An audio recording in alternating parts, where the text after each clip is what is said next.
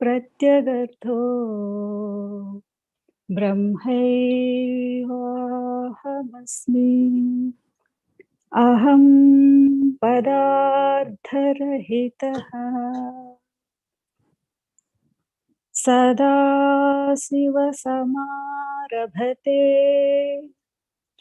श्रीमहाविष्णु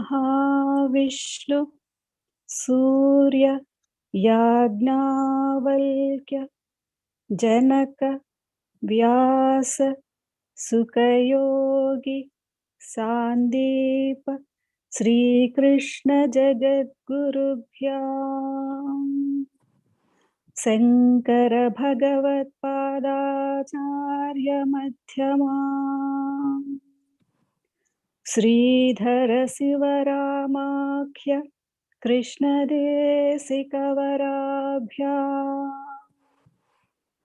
मन्मडुपु सुब्बयार्य कोल्लिकोटयार्य गुरुप्रसादरावार्य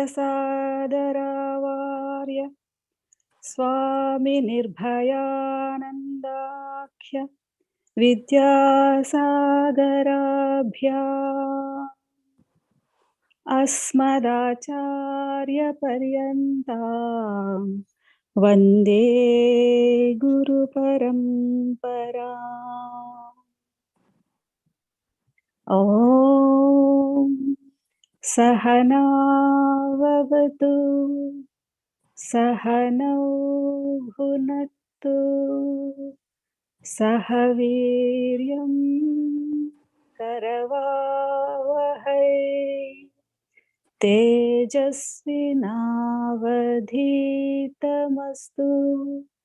मा विद्विषावहै। ॐ तत्सत्। ॐ शान्ति शान्ति शान्तिः। हरिः ॐ। श्री गुरुभ्यो नमः। हरिः ॐ। చదవండమ్మా. 52వ శ్లోకం అండి. అత్రినేత్ర శివ సాక్షాత్ ద్విబాహుశ్చ హరిస్మృతః అచతుర్వదనో బ్రహ్మా శ్రీగురుః కథితః ప్రియే. తాత్పర్యము: ఓ పార్వతీ, సద్గురువే తాను ప్రత్యక్షముగా 3 కన్నులు లేని ఈశ్వరుడుగాను, 2 భుజములు గల విష్ణువుగాను, 4 ముఖములు లేని బ్రహ్మగాను చెప్పబడుచున్నాడు.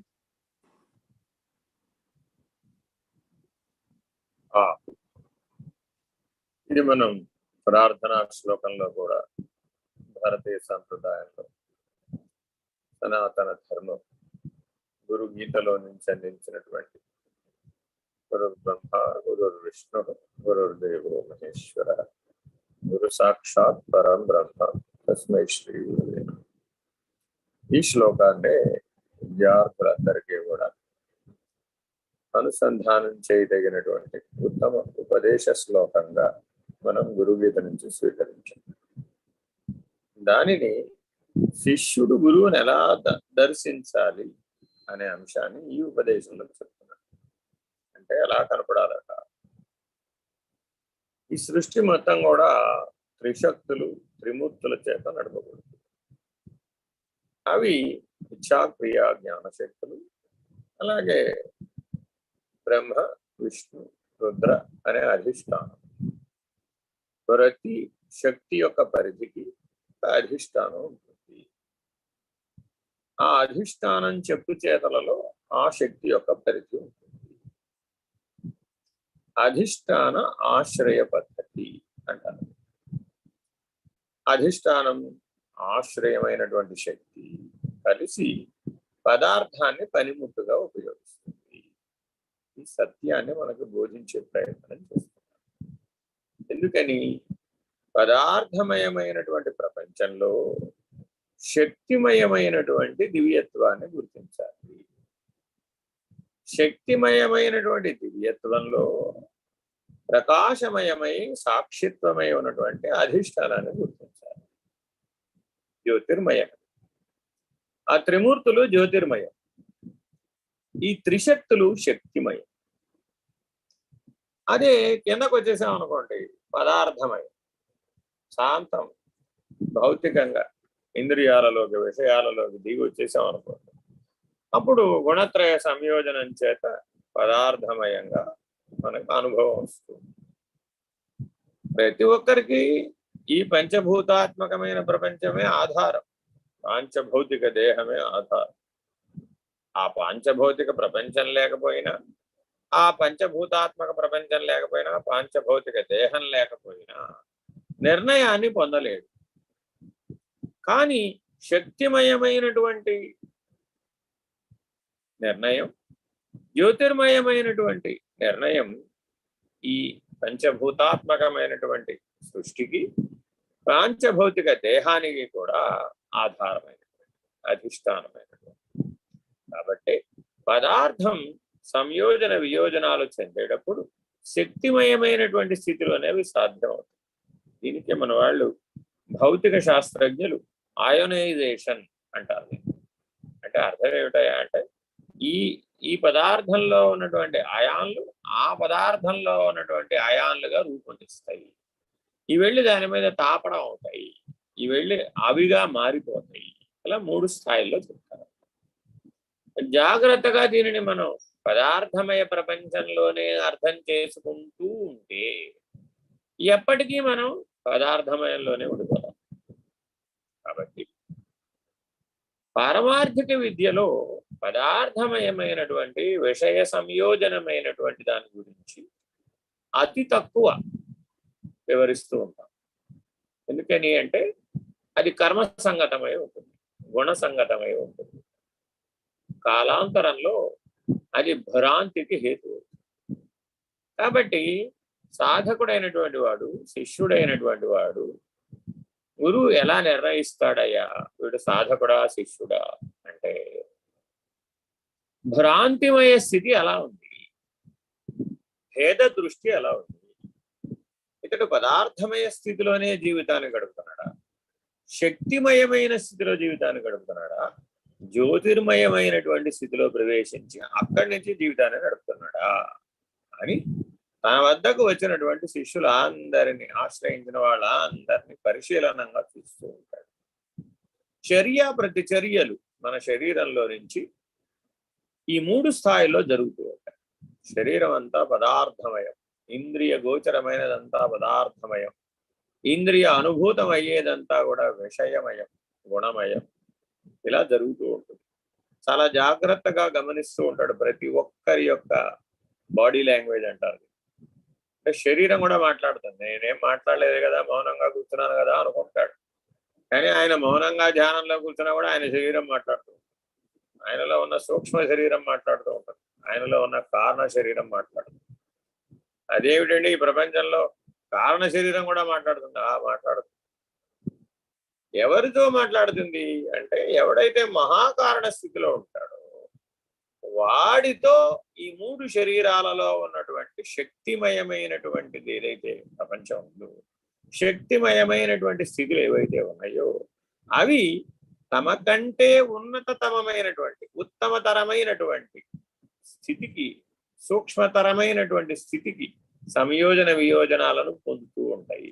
అది శక్తి యొక్క ధర్మం. ఏదైతే ఏమని చెప్పాలి, దానికి అందరికి అర్థమయ్యే భాషలో చెప్పాలి అంటే, ఒక గాలి వీచాలంటే ఎక్కువ పీడనం ఉన్న దగ్గర తక్కువ పీడనానికి వీస్తుంది. శక్తి ప్రవహించాలంటే ఎక్కువ తరంగ దైర్ఘ్యం ఉన్నటువంటివి తక్కువ తరంగ దైర్ఘ్యం, అంటే ఎక్కువ ఫ్రీక్వెన్సీ ఉన్నటువంటివి తక్కువ ఫ్రీక్వెన్సీ ఉన్న వాటి వైపు ప్రయాణం చేస్తుంది. ఎందుకని అంటే తక్కువ ఫ్రీక్వెన్సీ ఉన్నవి లోతుగా చొచ్చుకుపోతాయి, ఎక్కువ ఫ్రీక్వెన్సీ ఉన్నవి స్థూలం వరకు ఆగి. నీ శరీరం ఎప్పుడూ కూడా తరంగాలను వెదజల్లుతూ, ప్రతి శరీరం, మానవుడి శరీరమే కాదు, ఈ సృష్టిలో పాంచభౌతిక దేహం కలిగిన ప్రతి శరీరం కూడా తరంగాలను వెదజల్లుతూ ఉంటుంది. ఆ తరంగాలు 3 స్థాయిల్లో ఉంటాయి. పదార్థమయంగా ఉంటాయి, శక్తిమయంగా ఉంటాయి, జ్యోతిర్మయంగా ఉంటాయి. ఎవరైతే నిరంతరాయంగా సాక్షి సాధన చేస్తూ, ఎవరైతే నిరంతరాయంగా దృష్టిని భ్రూమధ్యంలో శాంభవి ముద్రతో నిలిపి ఉంచుకుంటారు, ఎవరైతే నిర్విషయ నిర్వాణ నిస్సంకల్ప నిర్వికల్ప స్థితులను లక్ష్యంగా స్వీకరిస్తారు, వాళ్ళు నిర్విషయ స్థితికి వచ్చేటప్పటికి పదార్థమయాన్ని దాడతారు, నిర్వాణ స్థితికి వచ్చేటప్పటికి శక్తిమయాన్ని దాడతారు, నిస్సంకల్ప స్థితికి వచ్చేటప్పటికి జ్యోతిర్మయ స్థితిలోకి వచ్చేస్తారు. తాను జ్యోతిర్మయమే అయి ఉన్నాడు అంతే, సహజంగా తన ఉనికి జ్యోతిర్మయమే, పంచభౌతిక దేహం కాదు. ఏదైతే దేహాత్మగా శరీరం నేనుగా శరీరమే ఉనికిగా ఉన్నటువంటి నేననే నిర్ణయం ఉందో ఆ నిర్ణయం పదార్థమయం నుంచి శక్తిమయంగా, శక్తిమయం నుంచి జ్యోతిర్మయంగా పరిణామం చెందుతుంది. నేను జ్యోతిర్మయ స్వరూపుడననే నిర్ణయం రాగానే అధిష్టానంగా మారిపోతాడు. అదే శక్తిమయంగా ఉన్నాడు అనుకోండి, అప్పుడు ఆశ్రయ ధర్మాన్ని కలిగి ఉంటాడు. అదే కిందకు వచ్చి ఇంద్రియాల పరిధిలోనే వివేచనాశీలత, వ్యవహారశీలత కలిగి ఉన్నాడు అనుకోండి, అప్పుడు పదార్థమయంగా ఉంటాడు.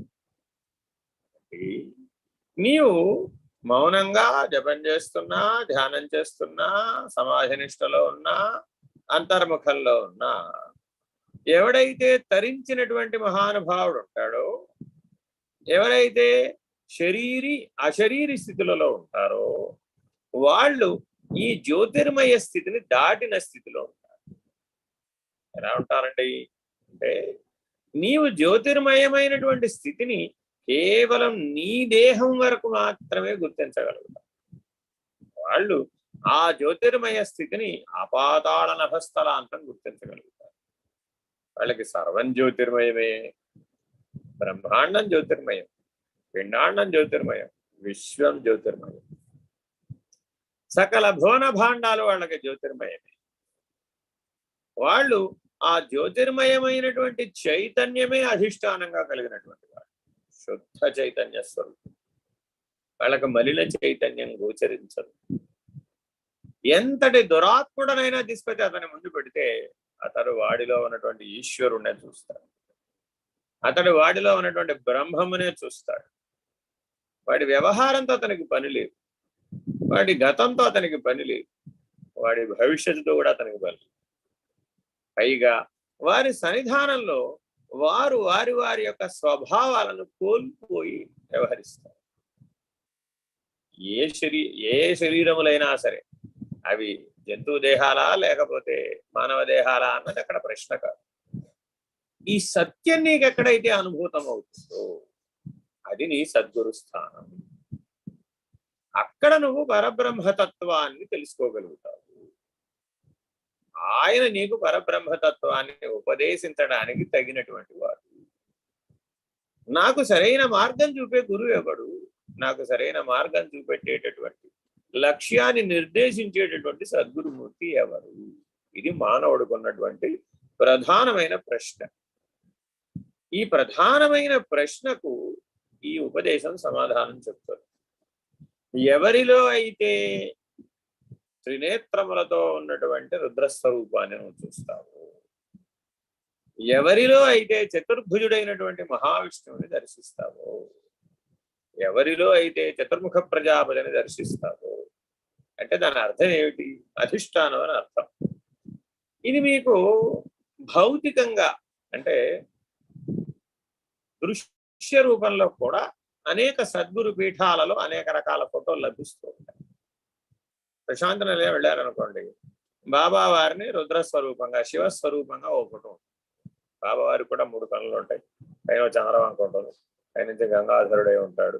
అలాంటి ఫోటో లభిస్తుంది. సాయీశ్వరుడు అని రాసి.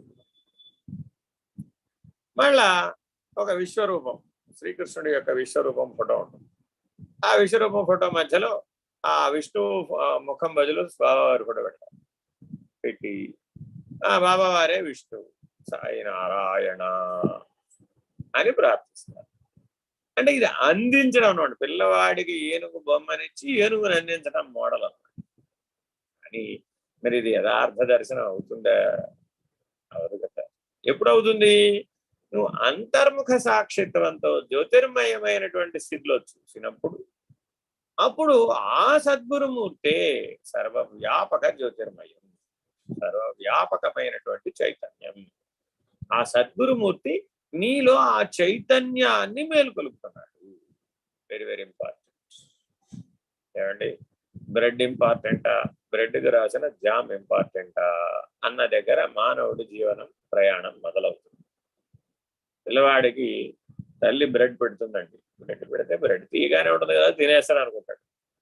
చిన్నప్పుడు బాగా చిన్నప్పుడు తినేస్తాడు, వాడికి బ్రెడ్లో ఉన్న తీయదనం సరిపోదు. కొద్దిగా పెద్దవాడు అవుతాడు, 5 ఏళ్ళు 6 ఏళ్ళు 7 ఏళ్ళు 8 ఏళ్ళకి దగ్గర వస్తాడు, అప్పుడు వట్టి బ్రెడ్ తినలేడు. ఆ బ్రెడ్లో జామో మరోటో రాయాలి, రాస్తేనే బ్రెడ్ తినగలుగుతాడు. ఏమిటయ్యా అంటే ఫోర్టిఫైడ్ ఎంజాయ్మెంట్, అంటే బలమైన సుఖం వస్తేనే గాని అది సంతృప్తి చెందదు. ఈ స్థాయికి మనసు వికసిస్తుంది. దీన్ని విషయ వికాసం అంటారు. సరే, ఇంకా బాగా పెరిగి పెద్దయిన తర్వాత అబ్బే జాము కంటే ఉత్తమమైనటువంటి ప్రోటీన్ బటర్ రాసుకుంటే బెటరు, పీనట్ బటర్ రాసుకుంటే బెటరు, చాక్లెట్ బటర్ రాసుకుంటే బెటర్, ఇలా ఏవో రకరకాల ఆప్షన్స్ అన్ని ప్రపంచంలో పదార్థమయంగా వెతుకుతూనే ఉంటారు. సరే, కొంతకాలం అయిన తర్వాత ఓ డాక్టర్ గారు చెప్పాడు, ఆయన బ్రెడ్ తినమాక, అది ప్రాసెస్డ్ ఫుడ్, అది జంక్ ఫుడ్, బేకరీ ఫుడ్ తినమాక అన్నాడు. అదేంటంటే నేను చిన్నప్పటి నుంచి బ్రెడ్ తినే కదా పెరిగాను అన్నాడు. అదే కదా సమస్య, ఇక నుంచి బ్రెడ్ తినడం మానేసి ఇప్పటికి ఎగ్గు తినేసి అంటాడు. ఎందుకని? అందరికీ షుగర్ వచ్చేసింది, తిని తిని తిని తిని కార్బోహైడ్రేట్ పెరిగిపోయి. ఓ పని చేయవయ్యా, 5 grain bread, 10 grain bread, 9 grain bread, ఇట్లా ఏవో దొరుకుతూ ఉంటాయి, మల్టీ గ్రెయిన్ బ్రెడ్, అవి తినుకొని అని ఆల్టర్నేటివ్ చెప్తారు. ఇలా డాక్టర్లు కూడా ఎంతసేపు సూచనలన్నీ పదార్థమయమైనటువంటి ఆల్టర్నేటివ్స్ ని సూచిస్తూ ఉంటారు. ఎందుకని? స్థూల శరీరం అంతా కూడా ఆ పదార్థమయం కాబట్టి, ఆయన వైద్యం చేసేది కూడా ఆ స్థూల శరీరానికి కాబట్టి. ఏమండి, మరి శరీరం ఆరోగ్యంగా ఉండాలంటారా అక్కర్లేదంటారా? ఆధ్యాత్మిక సాధనకి అన్నాం అనుకోండి, ఆరోగ్యం అవసరం, అత్యవసరం కాదు. అదేమిటండి? అయ్యా, అది శరీర ధర్మం అయ్యా బాబు, ఓ పక్క లాగితే ఓ పక్క పోతుంది. ఈ సత్యాన్ని నీకు తెలియజెప్పడం కోసమే పారమార్థిక విద్య ఆవిర్భవించింది. శరీరం నువ్వు కాదు, దేహాత్మ స్వరూపుడవు కాదు, అంతరాత్మ స్వరూపుడు. మొదటి అంటే అంతరాత్మ స్వరూపుడు. ఆ అంతరాత్మ స్థితికి ఎప్పుడైతే వచ్చేస్తాడో అతడు శక్తిమయ ప్రపంచంలో అడుగు పెట్టేస్తాడు. అతనిలో ఇచ్ఛాశక్తి మేలుకుంటుంది, క్రియాశక్తి మేలుకుంటుంది, జ్ఞానశక్తి మేలుకుంటుంది. మూలాధార స్వాధిష్టాన మణిపూరక చక్రాలను దాటేస్తాడు. ఎప్పుడైతే ఈ 3 చక్రాలను దాటి అనాహతంలోకి వచ్చేస్తాడో అప్పుడు ప్రారంభం అవుతుంది జ్యోతిర్మయం. అప్పటిదాకా ప్రారంభం కానే కాదు. ఇచ్ఛాశక్తి, క్రియాశక్తి, జ్ఞానశక్తిలో తిరుగుతూ ఉంటాడు. అప్పుడు అక్కడ ఏమనిపిస్తుంది? ఈ సంకల్పం ఇంతకు ముందు వచ్చిన సంకల్పాల కంటే గొప్పది, పెద్దది, ప్రభావశీలమైనటువంటిది, ఉత్తమమైనటువంటిది. ఈ దర్శనం పూర్వపు దర్శనాల కంటే ఉత్తమమైనటువంటిది. ఈ అనుభవం పూర్వపు అనుభవాల కంటే ఉత్తమమైనటువంటిది. ఇలా త్రిపుటికి లోబడి వ్యవహారం సాగుతూ ఉంటుంది. కానీ సూక్ష్మంగానే ఉంటాడు, స్థూలంగా రాడు. కాబట్టి మూలాధార స్వాధిష్టాన మణిపూరక చక్రాలు అనేటటువంటివి సూక్ష్మంలోనే ఉన్నాయి, స్థూలంలో లేవు. అందుకే మూలాధారానికి గణపతి, ఆ తదుపరి బ్రహ్మగ్రంథి, ఆ తదుపరి విష్ణుగ్రంథి, ఆ ఇచ్ఛాశక్తి, క్రియాశక్తి దాటి జ్ఞానశక్తి యొక్క అనుగ్రహంతో అనాహతంలో ప్రవేశిస్తాడు. చక్ర మధ్యస్థానాలలో పరిణామం అంతా శక్తి చేత పరిణామం జరుగుతుంటుంది. అందుకని క్రియాశక్తికి అధిష్టాన చేతనం అంతా కూడా మూలాధారంలో. అందుకని ప్రతివాడు అత్యుత్తమమైనటువంటి కర్మలను, అత్యుత్తమమైన పనులను, గొప్ప గొప్ప ప్రపంచంలో గొప్ప గొప్ప పనులు సాధించిన వాళ్ళందరూ కూడా ఈ మూలాధార చక్రం మేలుకున్న వాళ్ళై ఉంటుంది. అక్కడున్న శక్తి మేలుకోవాలి, అక్కడున్న అధిష్టానం కూడా అనుగ్రహించాలి. ఈ 2 సూక్ష్మంలో జరుగుతూ ఉండాలి. ఆ అనుగ్రహం జరిగినప్పుడు నీకు అనుభవం వస్తుంది. అందరికీ ఎందుకు అనుభవం రాదండి? ప్రయత్నం చేస్తూనే ఉన్నాం కదండి, సాధన చేస్తూనే ఉన్నాం కదండి అంటూ ఉంటారు. అనుభవం ఎందుకు రాలేదు అంటే ఆ స్థితిలో నువ్వు మేలుకోలేదు. చైతన్యం ఆ స్థితిలో మేలుకోలేదు కాబట్టి, చైతన్యం ఆ స్థితిలో క్రియాశీలం వ్యవహారశీలం అవలేదు కాబట్టి జాగరూకులై ఈ మూర్తిత్రయాన్ని, ఆ శక్తిత్రయాన్ని, ఆ గ్రంథిత్రయాన్ని దాటాలి. దాటిన వాడే 4వ శరీరం, మహాకారణ శరీరం, 4వ మేను అంటుంది అచల సిద్ధాంతం. ఆ 4వ మేను ఎరుక శరీరం. అది ఆజ్ఞాచక్రంలో. ఇవన్నీ దాటాలి. ఆ అనాహతాన్ని కూడా దాటాలి, ఆ విశుద్ధాన్ని కూడా దాటాలి.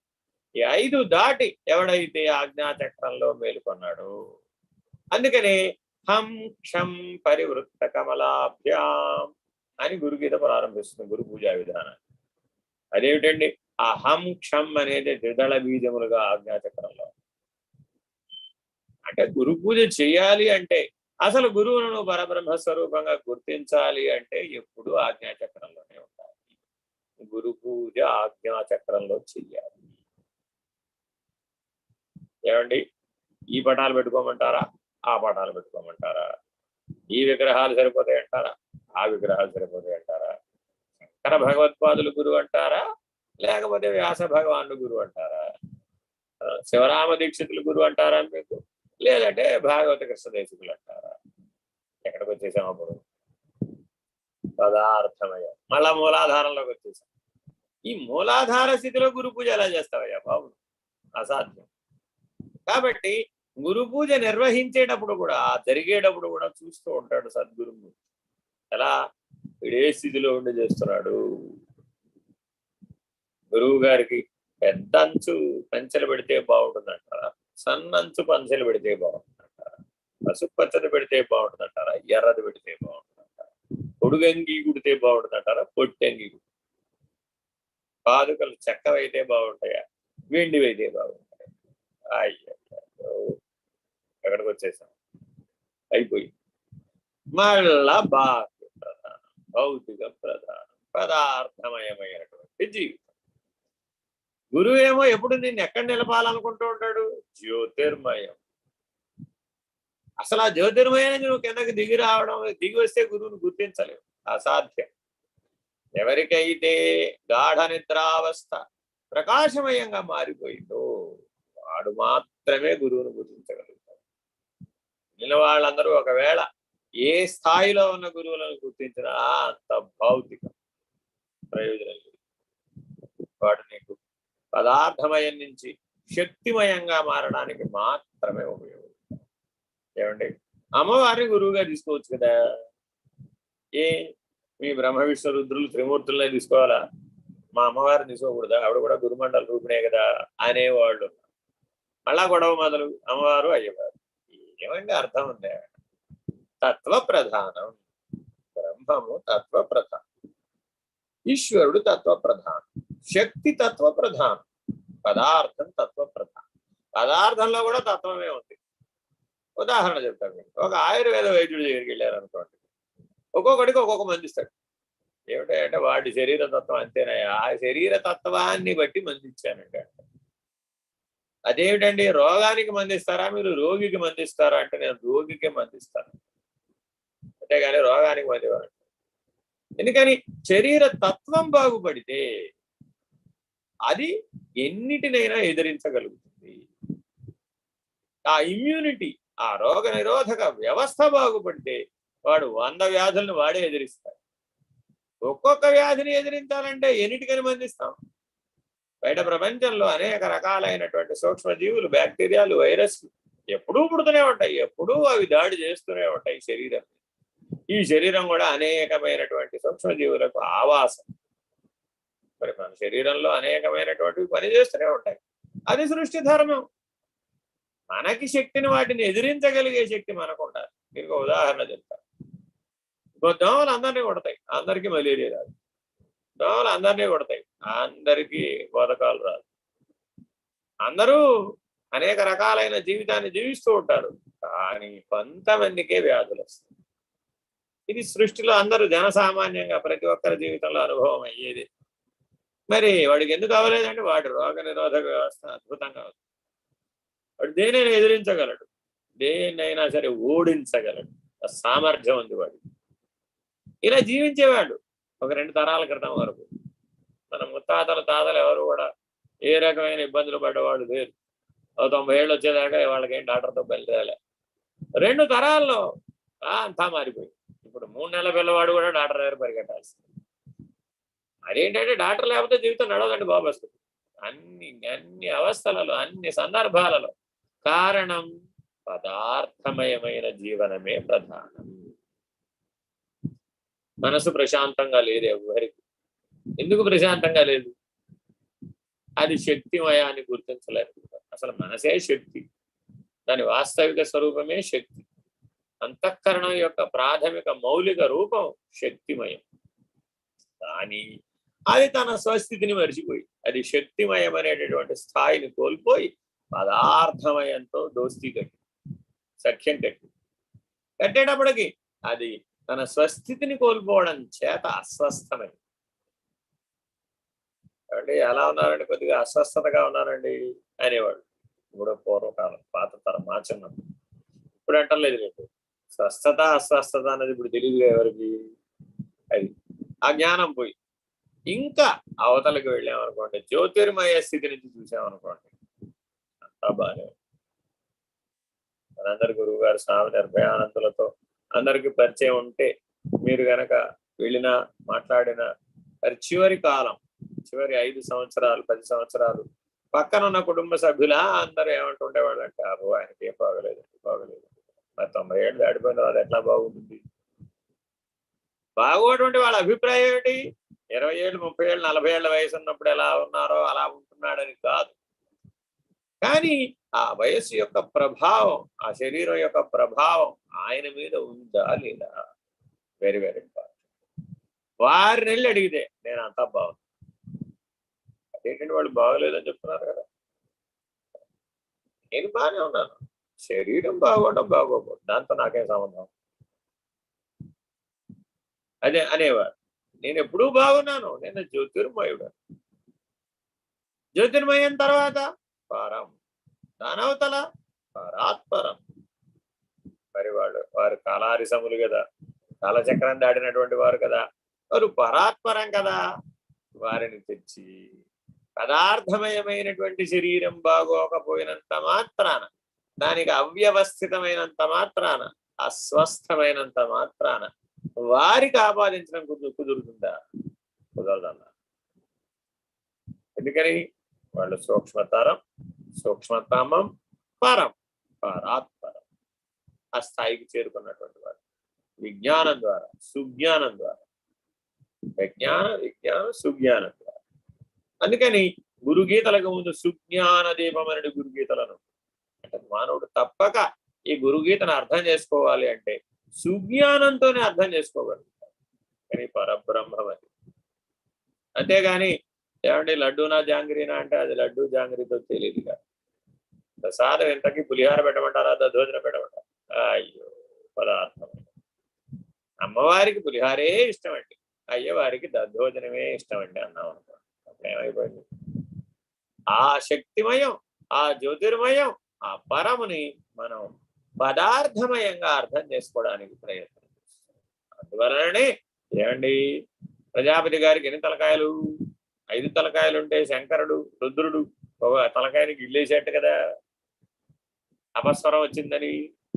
ఇలాంటి కథలకి ప్రాధాన్యత ఇస్తాం, ఇలాంటి ఐతిహాసికమైనటువంటి వాటికి ప్రాధాన్యత ఇస్తాం, ఇలాంటి పురాణాలకు ప్రాధాన్యత ఇస్తాం. కానీ ఆ పురాణం తెలియజెప్పే తత్వజ్ఞానాన్ని విస్మరిస్తున్నాం. పురాణం యొక్క లక్ష్యం తత్వజ్ఞానం, ఉపనిషత్తుల యొక్క లక్ష్యం పరబ్రహ్మం. మన బెంగళూరు సత్సంగంలో గురువు వాక్యోపనిషత్తు బోధించాం. ఆ ఏ ఉపనిషత్తు అయినా సరే అది పరబ్రహ్మము లక్ష్యంగా చెప్పబడుతుంది. నీకు సర్వము తెలియబడాలి, శూన్యము తెలియబడాలి, శూన్య సర్వములు ఒకటైపోవాలి, సర్వము శూన్యము కూడా ఒకటైపోవాలి. ఆ రెండు లేకుండా పోవాలి. పరబ్రహ్మతత్వం అంటే అక్కడ సర్వము లేదు, శూన్యము లేదు, జాగరూకుడై ఆ స్థాయి నుంచి నీకు చూచేటటువంటి దర్శన సామర్థ్యం, దృక్స్థితి అంటారు. ఆ దృక్స్థితిని ఉపదేశం చెప్తాను. అంటే దృశ్యంగా ఉండాలా, దర్శనంగా ఉండాలా, భ్రష్టగా ఉండాలా, దృక్కుగా ఉండాలా? నీలో ఉన్న నేనుకు 4 స్థాయిలు ఉన్నాయి. దృశ్యంతో కలిసిపోవచ్చు, అది భౌతికం. మరి దర్శనంతో ఉండొచ్చు, అది సూక్ష్మం, అది ఆధ్యాత్మికం. సరిపోతుందా? చాలు.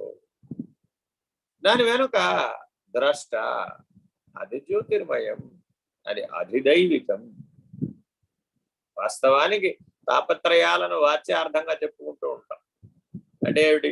తన వల్ల తనకే కలిగిన తాపం ఆధ్యాత్మికమని, ఇతరుల చేత కలిగినటువంటి తాపం అది అతి భౌతికమని, ఇతర జీవుల చేత కలిగిన తాపం అంతా అతి భౌతికమని, అదే ప్రకృతి చేత కలిగినటువంటి తాపం అది దైవికమని వాచ్యార్థంగా చెప్పుకుంటూ ఉంటాం. కానీ దానికి ఒక లక్ష్యార్థం ఉంది.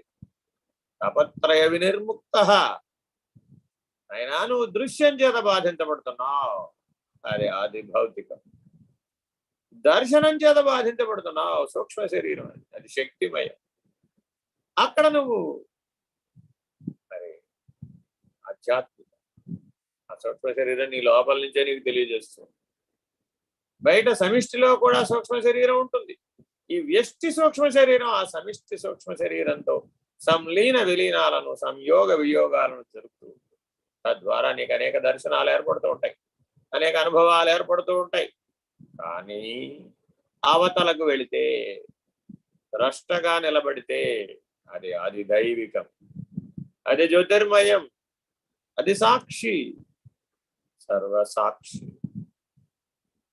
ఈ 3 కాదయ్యా బాబు నీ దృష్టి, దృక్స్థితి పరం. అక్కడ నిలబెట్టు, అప్పుడు తెలియబడతాడు గురువు అనేవాడు, అప్పుడు తెలియబడతాడు నిజ గురువు అనేవాడు, అప్పుడు అందిస్తాడు నీకు నిజ బోధ. ఏమిటండి నిజ బోధ? దృగ్రహితం. ఏ దృక్కు చేతైతే మహాకారణ శరీరం నిర్ణయించబడుతుందో, తెలియబడుతుందో, నిర్ణయం అవుతుందో, ఏ బ్రాహ్మీభూత స్థితి నుంచి అయితే పరము తెలియబడుతుందో, ఏ షడ్విధ సమాధి నిర్ణయం అవతల మాత్రమే బ్రహ్మనిష్ట నిర్ణయం అవుతుందో, ఆ బ్రహ్మనిష్ట ద్వారా పరమును లక్షించాలి. అది త్రిమూర్త్యాత్మకమునకు అవతల, త్రిశక్త్యాత్మకమునకు అవతల, అది నాదబిందు కళలకు అవతల, అది పరం.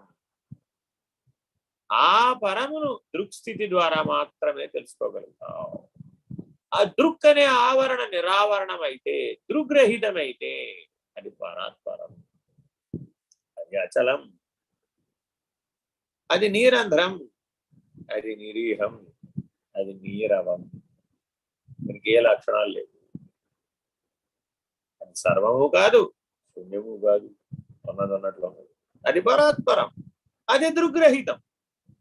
దృశ్య స్థితిలోనే తనను తాను వేరు చేసుకోలేనటువంటి జీవుడు దృగ్రహిత స్థితిని సాధించగలిగేటటువంటి సామర్థ్యాన్ని పొందాలి. గురువును ఆలంబనగా చేసుకుంటుంది. గురువు గారిని ఆశ్రయించి నాకేంటంటే ప్రయోజనం? ఆ భౌతికంలో ఏం ప్రయోజనం? మా అబ్బాయి పెళ్లి తొందరగా చేస్తాడంటారా? మా అమ్మాయికి ఏమన్నా వరుణ్ణి వెతికి పెడతాడంటారా? ఆయనకి అసలే 3 మంది సత్సంగ సభ్యులు 1000 మంది ఉన్నారట, అందులో ఎవరెవరు సంబంధాన్ని సెట్ చేసి పెడతాడంటారా? ఈ ఉదాహరణ, ఈ ప్రయోజనాలు ఏం ప్రయోజనశీలం. అయితే ఆయన అలా వాడుకోకూడదా? సరే, కంట్లో ఆపరేషన్ చేసే కత్తి తీసుకొచ్చి బీరకాయలు కూడా పోయొచ్చు, పోయిరా బీరకాయలు పోయొచ్చు, కానీ తర్వాత కంట్లో ఆపరేషన్ చేయడానికి పనికిరాదు, అంతే. కాబట్టి ఈశ్వరుణ్ణి గురువుగా పెట్టుకోవాలి, దక్షిణామూర్తిని గురువుగా పెట్టుకోవాలి, మౌన వ్యాఖ్యను అందుకోవాలి. ఉత్తమమైన గురువు ఎవరయ్యా? ఈశ్వరుడే. మొదటి గురువు ఎవరయ్యా? ఈశ్వరుడే. ఆ ఈశ్వరుడే గురువై వస్తాడు పరమును నీకు తెలియజెప్పడానికి. ఆ శరీర గురు పారంపర్యాన్ని ఆశ్రయించే స్థాయికి ఎదగాలి. ఎందుకు అశరీర గురువు అన్నాడు?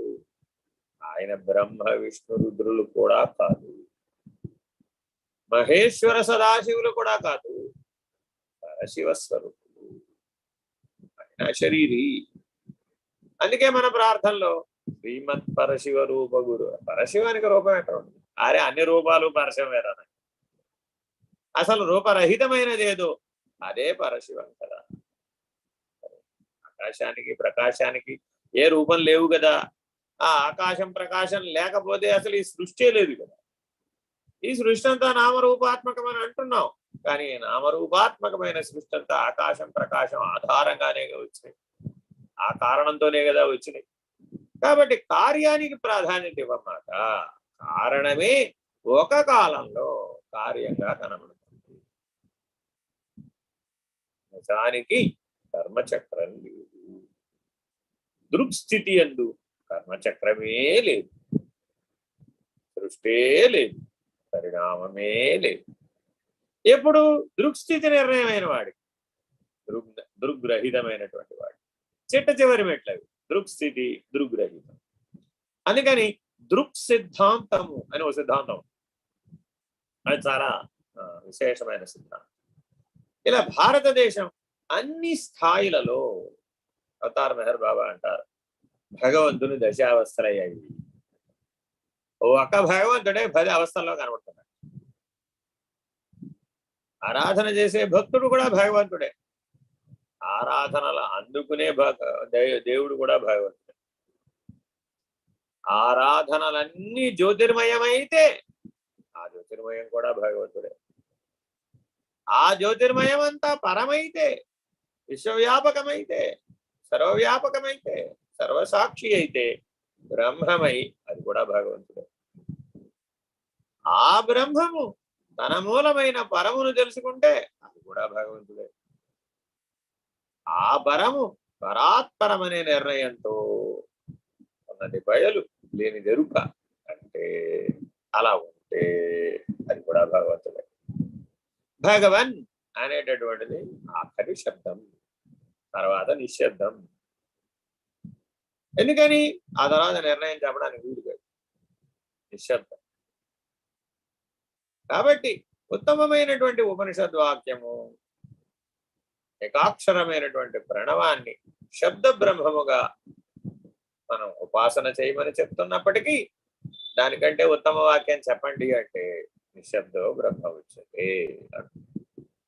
మరి ఆరాధన, అర్చన, అభిషేకం కర్మ మార్గంలో త్రిగుణాత్మకమై వ్యవహారాత్మకమై కర్మసంగతమై ఉన్నటువంటి స్థాయి దగ్గరికి వచ్చి నిశ్శబ్దో బ్రహ్మ ఉచ్యతే అంటే అది వీలవుతుందా, అది తెలియబడుతుందా? ఆ స్థాయిని పొందాలి, ఆ నిర్ణయానికి రావాలి, జాగరూకుడవై అలా ఉండాలి. దర్శనం పొందడం ఎంత ప్రధానమో ఆ దర్శన స్థితిలో ఉండడం అత్యంత ప్రధానం. సమాధి అనే షడ్విధ సమాధి నిర్ణయం కూడా దర్శనమే.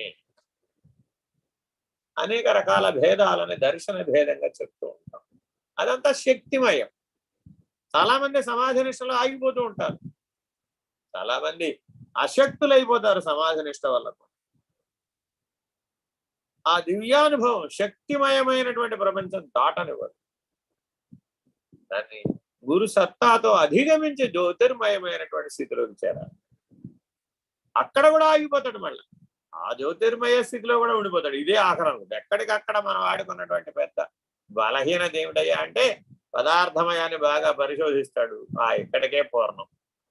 ఇంకా గట్టిగా మాట్లాడితే ఇదే పరిపూర్ణం అంటాడు. అదేమిట్రా అంటే అది అంతేనండి, దేహం లేకపోతే ఏమి లేదుగా, దేహం ఉందిగా, ఆ దేహమే నేను కదా, ఆ దేహం పడిపోతే నేను మోక్షం పొందినట్టే, పూర్ణం పరిపూర్ణం నిర్ణయం అయిపోయినట్టు. ఎందుకని పదార్థమయ వరకే పరిశోధన పూర్తయింది. ఇంకా కొంతమంది ధ్యానం, జపం, సమాధి, అనేక రకాలైనటువంటి మేలుకొలుపులు, మూలాధార, స్వాధిష్టాన, మణిపూరక, అనాహత, విశుద్ధ, ఆగ్నేయ చక్రాలలో మేలుకొలుపులు పొంది ఆ శక్తిమయాన్ని అనుభూతి పొందుతారు. రకరకాలైనటువంటి ఇతరులకు సాధ్యం కానటువంటివి వీళ్ళకి ప్రాప్తిస్తాయి. అనేక రకాలుగా పరిణామం సూక్ష్మ శరీరంలో జరుగుతుంది. అంతర్ముఖంలో ఉన్నటువంటి అంతర్ఈడాపింగళ సుషుమ్నలలో పరిణామం జరుగుతూ ఉంటుంది, బాహ్య ఈడాపింగళలో తెలియదు. ఆ పరిణామం అంతా కూడా శక్తిమయమేరేనైనా, అదంతా దర్శనాత్మకం. అన్ని దర్శనాలు ఒక్కొక్క దేవత కనబడుతూ ఉంటారు, ఒక్కొక్క శక్తిని అందిస్తూ ఉంటారు, ఒక్కొక్క వ్యవహారంలో ప్రవేశపెడుతూ ఉంటారు, ఒక్కొక్క అనుభవాన్ని ఇస్తూ ఉంటారు. అనుభవం అనుభవించబడేవాడు, అనుభవించబడేది అనేటటువంటి త్రిపుటితో ఈ శక్తిమయం సాగుతుంది. మళ్ళా ఆజ్ఞాచక్రంలోకి చేరి ద్రష్టగా నిలబడతాడు. అక్కడ నిలబడి చూశాడు సాక్షిగా, త్రిపుటికి సాక్షిగా చూశాడు. శక్తిత్రయాన్ని చూశాడు, అధిష్టానత్రయాన్ని కూడా చూశాడు, పురుషత్రయాన్ని కూడా చూశాడు, తాపత్రయాన్ని చూశాడు, గుణత్రయాన్ని చూశాడు, శరీరత్రయాన్ని చూశాడు, దేహత్రయాన్ని చూశాడు. అన్ని త్రిపుటలనే సాక్షిగా చూశాడు. అన్ని త్రిపుటలకి సాక్షి ఎప్పుడైతే అయ్యాడో తుర్యంలో ప్రవేశించాడు. అక్కడ అసలు ఏ త్రిపుటి లేనే లేదు, త్రిపుటికి ఉనికే లేదు తుర్యంలో. ఎందుకని అది వ్యవహారశీలం అయితేనే త్రిపుటి. వ్యవహారశీలం కానప్పుడు ఏకం సద్బ్రహ్మ, ఒకటే బ్రహ్మం, అది తుర్యం. అక్కడ అసలు వీడి దగ్గరికి వెళ్ళి ఏమండి మీకు దర్శనమా, ద్రష్ట, దృశ్యమా అన్నారు అనుకోండి, ఏం లేవురా ఉన్నది బ్రహ్మం, నువ్వు ఏది చూసినా అది బ్రహ్మమేరా నాయన. కొబ్బరికాయ బ్రహ్మమే, గుమ్మడికాయ బ్రహ్మమే, దోసకాయ బ్రహ్మమే, ఉసిరికాయ బ్రహ్మమే. ఏం దీపం పెట్టమంటారంటే గుమ్మడికాయ దీపం పెట్టమంటారా, ఉసిరికాయ దీపం పెట్టమంటారా, దోసకాయ దీపం పెట్టమంటారా, ఏది ఫలిస్తుంది? అదంతా బ్రహ్మరా నాయన. కాబట్టి బ్రాహ్మీభూత స్థితిలో బ్రహ్మనిష్ఠుడైనటువంటి గురువు దగ్గరికి వెళ్తే కేవలం బ్రహ్మోపదేశం, బ్రహ్మజ్ఞానం అనేటటువంటి మేలుకలు కునిస్తూ ఉంటాడు. సర్వం బ్రహ్మమయం జగత్, పశ్యేద్ బ్రహ్మమయం జగత్ అని కూడా చెప్తాడు. అంటే ఈ జగత్ కాదరా బాబు, ఇది బ్రహ్మం, దృష్టిని మార్చుకో, ఇది బ్రహ్మం కాదు. ఏమండి ఈ క్షేత్రంలోనే ఈశ్వరుడు ఉన్నాడంటారా? శ్రీశైలం వెళ్ళి శ్రీశైలంలోనే పరమేశ్వరుడు ఉన్నాడు, కింద లేడండి అని అడిగాం అనుకోండి, ఎలాగండి?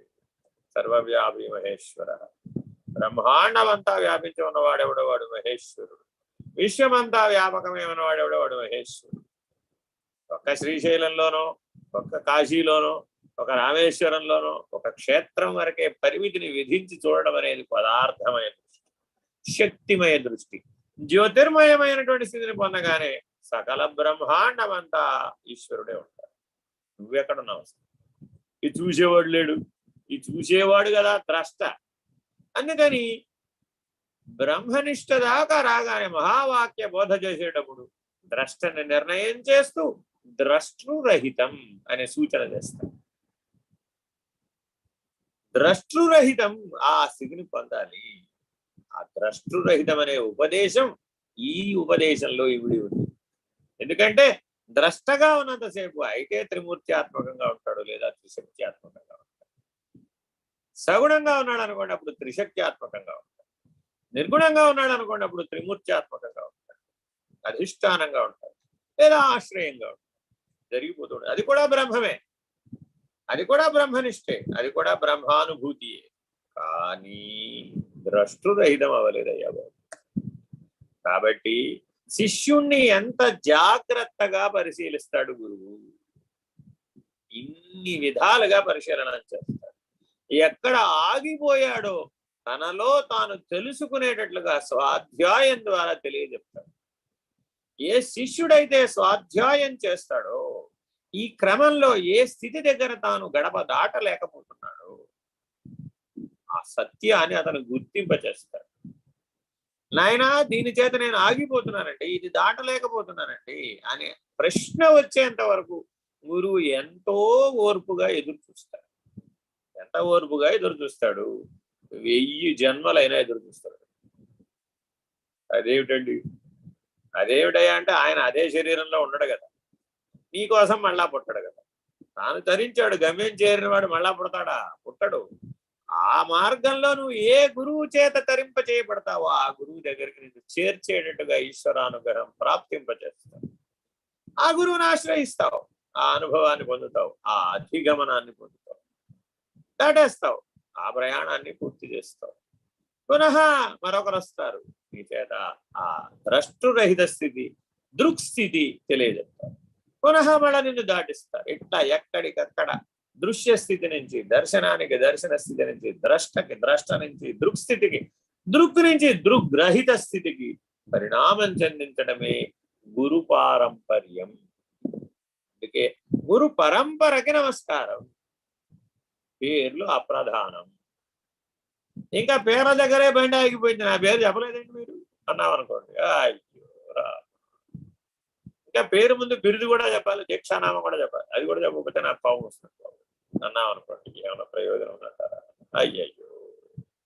అందుకని జీవితం అంతా పదార్థమయం, శక్తిమయం, పదార్థమయం, శక్తి. ఉపాసనలో చిక్కుకున్నాడు అనుకోండి, శక్తిమయం. ఏదో గురువు దగ్గరికి వెళ్తారు, ఆయన ఏదో ఒక ఉపాసన చేసిన వాడే ఉంటాడు.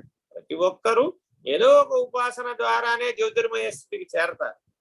అది కాళీ ఉపాసన, త్రిపుర ఉపాసన, బాలా ఉపాసన, ఈశ్వర ఉపాసన, నారాయణ ఉపాసన అన్నది అక్కడ అప్రధానం. వారే ఉపాసనా మార్గంలోంచి వచ్చిన వాళ్ళైతే ఆయా ఉపాసనల ద్వారా జ్యోతిర్మయ స్థితిని తెలుసుకుని నీకు బ్రాహ్మీభూత స్థితిని మేల్కొల్పడానికి అతను ఉపయుక్తమై ఉండాలి. ఎవరైనా సరే ఈ ఉపాసనా మార్గం వరకే పరిణామం చెందినటువంటి వాళ్ళని ఆశ్రయించామనుకోండి, వారు మిమ్మల్ని పదార్థమై నుంచి శక్తిమయం దాకా దాటించగలరు. అంతవరకే వారి చర్య, వారి పని అంతవరకే. ఆ తర్వాత వారికి పని లేదు అక్కడ. అందుకని దైవీ ప్రణాళిక ఇన్ని స్థాయిలలో ఉంటుంది. పదార్థమయంలో కూడా పనిచేసేది దైవీ ప్రణాళికే, శక్తిమయంలో పనిచేసేది దైవీ ప్రణాళికే, జ్యోతిర్మయంలో పనిచేసేది దైవీ ప్రణాళికే, పరం అనే స్థితిలో పనిచేసేది కూడా దైవీ ప్రణాళికే, పరాత్పరం అనే స్థితిలో ఉన్నది కూడా దైవీ ప్రణాళిక. చాలా మంది దైవీ ప్రణాళిక అని అంటూ ఉంటాం, అంటే దాని స్పష్టత తెలియాలన్నమాట. ఈశ్వరుడు ఎప్పటికప్పుడు గురువుకి స్ఫూర్తినిస్తూ ఉంటాడు, స్ఫురణనిస్తూ ఉంటాడు. ఇదిగో ఇప్పుడు వచ్చేసింది ఇది, ఈ సందర్భంలో నువ్వు ఇలా పని చేయాలి అనే ఒక సంకల్పాన్ని ఇస్తాడు. వాళ్ళు నిస్సంకల్పులు, నిర్వికల్పులు, వాళ్ళకి ఏ సంకల్పం, వాళ్ళ కర్తవ్యమే లేదు. ఎందుకని వాళ్ళలో కర్త లేదు, నేననేవాడు లేకుండా పోయాడు. మరి ఏం చేయాలండి? ఏమో ఏ స్ఫురిస్తే అది, ఏ సంకల్పం వస్తే ఆ సంకల్పాన్ని ఈశ్వరుడి చేతిలో, సద్గురువు చేతిలో పనిముట్టుగా శరీరం ఉన్నంత వరకు పనిచేయడం నా పని. ఏమంటే శరీరం పడిపోయిన తర్వాత మీరు మాకు ఉపయోగపడి అంటారా అని ఏ గురువునైనా అడిగామనుకో, మన చేతిలో ఏముందినైనా దైవ ప్రణాళిక. ఆ శరీర స్థితి ప్రాప్తించింది అనుకో శరీరంలో ఉండగానే, అప్పుడు శరీరం పడిపోయినా కూడా దైవ ప్రణాళిక నిర్వహిస్తారు. విశేషమో చూడండి, ప్రపంచంలో ఎవరైనా శరీరం పడిపోయిన తర్వాత కూడా ఉపయోగపడేవాడు ఉన్నాడా అంటే ఒక్క సద్గురుమూర్తి, ఒక్క శరీరే, ఒక అవతారుడే.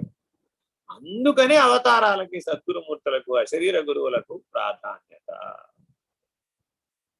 అయిన విషయం ఏమిటంటే రామావతారం యమునా నదిలో పరిసమాప్తమైంది, సరయూ నదిలో పరిసమాప్తమైంది.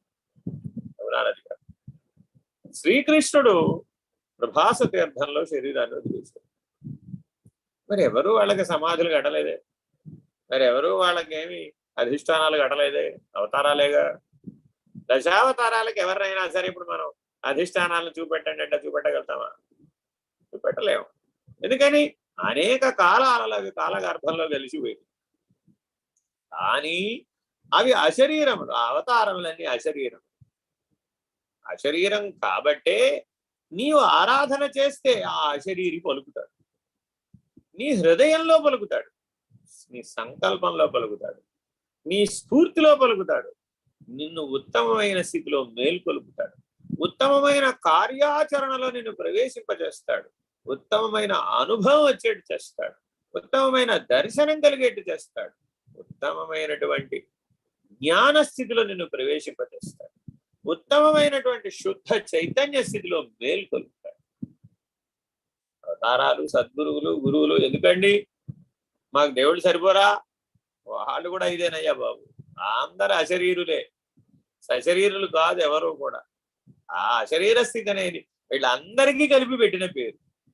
నేను అమ్మవారే ఆరాధన చేస్తున్నాను, సంతోషం, ఆవిడ ఆ శరీరే. ఏ శరీరం అండి? అష్టాదశ శక్తి పీఠాలకు వెళ్ళాను అనుకోండి, అష్టాదశ రూపాలలో కనబడుతుంది. ఇంకా 108, ఏకంగా 108 శక్తి పీఠాలున్నాయి భారతదేశం. ఈ మధ్య ఎవరో ఒకరు అడిగారు, ఏమండి భారతదేశంలోనే దేవుడికి ఇంత అవసరం ఉందంటారా? మిగిలిన దేశాల్లో ఎక్కడా దేవుడు పుట్టడంటారా? అక్కడెక్కడా ఎవరు మనుషులు లేరా? ప్రజలు ఎవరు లేరా? ఆరాధన చేసేవాళ్ళు లేరా? అక్కడ పుట్టచ్చు కదండి, అక్కడ ప్రపంచంలోని ప్రజలను కూడా ఉద్ధరించవచ్చు కదండి. మీ దేశంలో మాత్రమే ఇన్ని అవతారాలు, ఇన్ని సద్గురువులు, ఎంతమంది, ఏమిటిది? అంటే మీ దేశంలోనే అజ్ఞానులు బోళ్ళు మంది ఉన్నారు, అందుకని మీ దగ్గరే వాళ్ళు జ్ఞానం కోసం పుడుతున్నారు అనే అన్వయంతో చెప్పాడు. ఓహో, వీడికి బాగానే స్మరించింది బాబోయ్ అనుకో. ఎందుకని? ఆయన ధర్మం ఉద్ధరిస్తానని కదా పుట్టానన్నాడు. మరి వీళ్ళందరి పని ఏమిటి? ధర్మోద్ధరణే, ధర్మ సంస్థాపనే. మరి ధర్మ సంస్థాపన దేనికోసం అండి? జ్ఞానం కోసం. ధర్మం ఎందుకు ఆచరించాలి? జ్ఞానం కోసం. మీ దగ్గరే అన్నిసార్లు పుడుతున్నాడంటే మీరందరూ అధర్మాచరణ పరులు కాబట్టి మీ దగ్గర పుడుతున్నాడు అనే అన్వయం చెప్పాడు ఆయన. అబ్బో, ఇది చాలా ప్రమాదకరమైన అన్వయం. అంటే అర్థం ఏమిటి? జ్యోతిర్మయం పరం పరాత్పరాన్ని శాంతం కిందకి తెచ్చి పదార్థమయంలో భౌతిక ధర్మంలో గనక అన్వయం చేస్తే అది విపరీత జ్ఞానాన్ని ఇస్తుంది, చాలా ప్రమాదం వస్తుంది. ఈ విపరీత జ్ఞానానికి సమాధానం చెప్పడం కూడా చాలా కష్టమే. సాధకుడైన వాడు అందుకే కథార్థాలలో మొదట్లోనే ఉంటుందన్నమాట. సాధన చతుష్టయ సంపత్తి కలిగి ఘోర సంసార బాధను అనుభవించజాలక ఒకానొక నరుడు అని అంటాడు. ఆ ఒకానొక నరుడు వచ్చే వరకు వాస్తవానికి అచల గురువు పలకకూడదు, మౌనంగా ఉండాలి. ఒకవేళ చెప్పాలన్నా కూడా అచల బోధ మౌనంగా చెప్పాలంటే 12 ఏళ్లలో ఆ ఒకానొక శిష్యుడిని పట్టుకుని. ఎందుకని? శిష్యుడు లేడు కదా, అచల గురువుకి శిష్యుడు లేడు. శిష్యుడి స్థానంలో కూడా ఈ అచల గురువే ఉన్నాడు. ఎందుకని? ములుగురితో సందు లేక ఉన్నవాడెవడో వాడు అచల ఋషి, వాడు అచల గురువు, అచల నిర్ణయం అయిన వాడు. ములుగురితో సందు లేక ఉన్నవాడికి శిష్యుడు ఒకడు వచ్చాడని, వాడు ప్రార్థించాడని, వాడిని ఉద్ధరించాలని ఇలాంటివన్నీ ఉంటాయంటారా? ఉంటే అది అచలం ఎలా అవుతుంది? చలం అవుతుంది. కానీ అంటే అర్థం ఏమిటంటే లేకనే వ్యవహరించాడండి. లేఖనే వ్యవహరించడం ఏమిటండి? ఎప్పటికీ అర్థం కాదు. ఇది లేఖనే వ్యవహరించడం ఎప్పటికీ అర్థం కాదు. ఎవరికైతే ఈ వరుస క్రమం అనుభవ నిర్ణయంగా ఉంటుందో వాడికి అర్థం అవుతుంది. పదార్థమయం నేను లేనక్కడ, శక్తిమయం నేను లేనక్కడ, జ్యోతిర్మయం నేను లేనక్కడ, పరం నేను లేనక్కడ, పరాత్పరం అసలు లేదు. ఈ నేనును నిరసించడం కోసమని ఈ సోపాన క్రమం ఏర్పరచదు. నేను తెలుసుకోవడానికి ఇదే సోపాన క్రమం. అదే నేను నిరసించాలట, అంటే పరము నుంచి పరాత్పరం అవ్వాలంటే నీకు నిర్ణయం అవ్వాలి అంటే ఏం చేయాలంటే ఆ పరమనే నిర్ణయంతో పదార్థమయానికి రావాలి. వచ్చి నేను నిరసిస్తూ ఈయన వెళ్ళిపోతున్నాడు. ఈ వెళ్ళిపోయే క్రమంలో ఈయన స్థితిని గుర్తించి ఒకానొకడు పట్టుకున్నాడు. ఓహో, వీడెవడో వచ్చాడు రా బాబు, నేను నిరసించడానికి వీడు ఉపయోగపడతాడు అనుకున్నాడు అని వాడి మీద దృష్టి పెట్టాడు. అంతేగాని ఆయనేమి పరమ నుంచి కిందకి దిగి వచ్చేయలేదు. ఆ పరమనే నిర్ణయంలోనే ఉండి నేను నిరసించే క్రమంలో భాగంగా ఈ దైవ ప్రణాళికను నిర్వర్తిస్తున్నాడు. కాబట్టి సద్గురువులు ఎవరైనా బోధిస్తున్నారంటే వాళ్ళు ఏదో సత్శిష్యులను ఉద్ధరించాలని ప్రయోగం చేస్తున్నారని, వీళ్ళందరినీ ఉద్ధరిస్తున్నారని, ఉత్థానపరుస్తున్నారని మనకు అనుభవంలో తెలియబడుతున్నప్పటికీ మనం అందరం ఆ సద్గురువులో అంశీభూతులమే కదా. వేరుగా ఎక్కడున్నాం? వేరుగా ఉండే అవకాశమే లేదు. విశ్వవ్యాపకుడైనటువంటి సర్వవ్యాపకుడైనటువంటి మహేశ్వరుడిలో మనం అంతా అంశీభూతం. ఆ మహేశ్వర స్వరూపులు అందరూ సద్గురువులు. వేరుగా ఎలా ఉంటాడండి? శిష్యుడు వేరుగా ఉన్నానన్న భ్రాంతిని పోగొట్టడమే సద్గురువు పని. నువ్వు నాకంటే భిన్నంగా లేవురా బాబు అని తెలియజెప్తూ ఉంటాడు ఎప్పుడూ కూడా ఆయన శిష్యుడి యొక్క హృదయంలో నుంచి. ఎలా చెప్తాడండి? ఆయనలో ఉన్న బ్రహ్మగ్రంథి, విష్ణు గ్రంథి, రుద్ర గ్రంథి ద్వారా ఆ 3 గ్రంథులు ఎంతసేపు నిన్ను ఆ దర్శన స్థితిలోనూ, ఆ దృశ్య స్థితిలోనూ, ఆ అనుభవ స్థితిలోనూ, ఆ జ్యోతిర్మయమైన స్థితిలోనూ నిలబెట్టేస్తాయి. అది చిజ్జడ గ్రంథి. వీటన్నింటికి కలిపి చిజ్జడ గ్రంథి అని పేరు. ఆ చిజ్జడ గ్రంథి భేదనం జరగగానే నీవు పరమనేటటువంటి నిర్ణయానికి, బ్రహ్మనిష్ట అనే నిర్ణయానికి, తుర్యమనే నిష్ట నిర్ణయానికి చేరతావు. ఇంతటి రహస్యాన్ని, ఈ మొత్తం పరిణామాన్ని ఈ ఉపదేశంలో ఇమిట్ చేశారు. ఎప్పుడైతే బ్రహ్మగ్రంథి భేదనం జరిగిందో నీకు గురువు చతుర్ముఖ ప్రజాపతిగా కనబడతాడు. ఎప్పుడైతే విష్ణు గ్రంథి భేదనం జరిగిందో నీకు గురువు నారాయణుడుగా కనబడతాడు. ఎప్పుడైతే నీకు రుద్రగ్రంథి భేదనం జరిగిందో కన్నులు లేనటువంటి రుద్రుడుగా కనబడతాడు. వాస్తవానికి చూస్తే అక్కడ 3 కన్నులు లేవు, కానీ 3 కన్నులు కలిగిన రుద్రుడుగా కనబడతాడు. 4 భుజాలు లేవు, 4 భుజాలు కలిగిన నారాయణుడుగా కనబడతాడు. 4 ముఖాలు లేవు, 4 ముఖాలున్న ప్రజాపతిగా కనబడతాడు. ఆయా గ్రంథి భేదన ప్రభావం చేత గురువు యొక్క దర్శనం అలా కలుగుతుంది.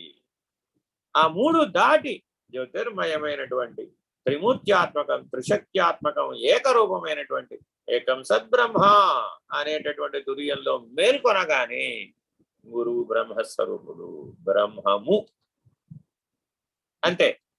ఆయన నిరాకారుడు, నిరవయవుడు, నిరంజనుడు, నిస్సంగి, అసంగుడు. అసంగి కూడా కాదు, నిస్సంగి. అసంగి అని చెప్పాలంటే మళ్ళీ ఉదికిని మిగుల్చుకోవాలి. అసంగోహం అసంగోహం అనాలంటే ఒకప్పుడు సంగిన ఆయన, నేను ఇప్పుడు అసంగున్నాను. అలాంటి పరిణామం ఆయన దగ్గర ఏమి లేదు, నిస్సంగుడు. అందుకని ఏకాకీ నిస్పృహ శాంత చింతాశోక వివర్జిత. గురువు ఆయన అవునా కాదా సూటిగా చెప్పేశాడు శంకర భగవత్పాదులు. ఎవరు గురువు? ఏకాకి, నిస్పృహ శాంత, చింతాశోక వివర్జిత. గురువు గారికే చింత ఉందనుకోండి, ఆయన నిన్నేమో ధరిస్తాడు. గురువు గారికే శోకం ఉందనుకోండి, ఆయన నిన్నేమో శోకంలో ధరింపజేస్తాడు. కాబట్టి ఈ లక్షణాలని గురువు దగ్గర ఉన్నాయో లేదో సరి చూసుకోవలసిన బాధ్యత శిష్యుడిది. ఏకాకీ నిస్పృహ శాంత చింతాశోక వివర్జిత సదా బ్రహ్మణియే రమంతః. సదా తుర్యనిష్ఠుడు, సదా బ్రహ్మనిష్ఠుడై ఉంటాడు.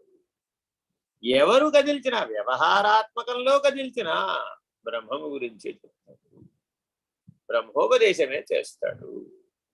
అలా బ్రాహ్మీభూత స్థితిలో మేల్కొలపడానికి ఉపయోగపడతాడు. అలాంటి గురువుకి నమస్కారం.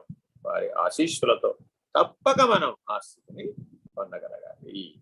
హరి ఓం. శ్రీ గురుభ్యో నమః. హరి ఓం. హరి ఓం. దేశికేంద్రాయ నమః. శ్రీమత్ పరశివరూప గురో కామిత శోషిత లోక గురో విబుధా ప్రార్థిత లోక గురో అముద మదాంత సుదీప గురో కలిపాదిత సంత్రార్థ గురో స్థాపిత షణ్మత సార గురో స్థాపవముని వంద్య గురో శ్రద్ధాధ్యక్షర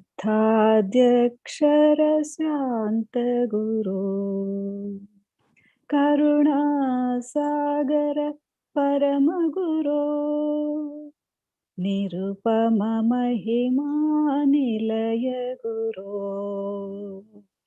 జయ జయ పరశివలోక గురో జయ శుభమంగళ జగద్గురో జయ జయ జయ జయ గురు ప్రసాద గురు జయ శుభమంగళ లోక గురో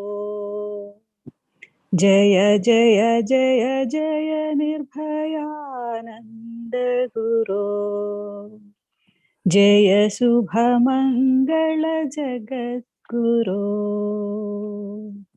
జయ శుభమంగళ జగద్గురో జయ శుభమంగళ జగద్గురో.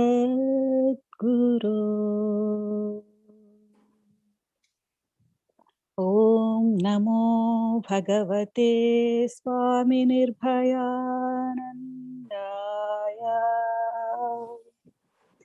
ఓం పూర్ణమదః పూర్ణమిదం పూర్ణాత్ పూర్ణముదచ్యతే मुच्यते पूर्णस्य पूर्णमादाय पूर्णमेवावशिष्यते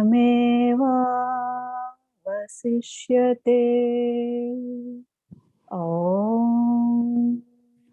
तत्सत् ॐ शान्ति शान्ति शान्तिः हरिः ॐ श्रीगुरुभ्यो नमः हरिः ॐ नारायण नारायण।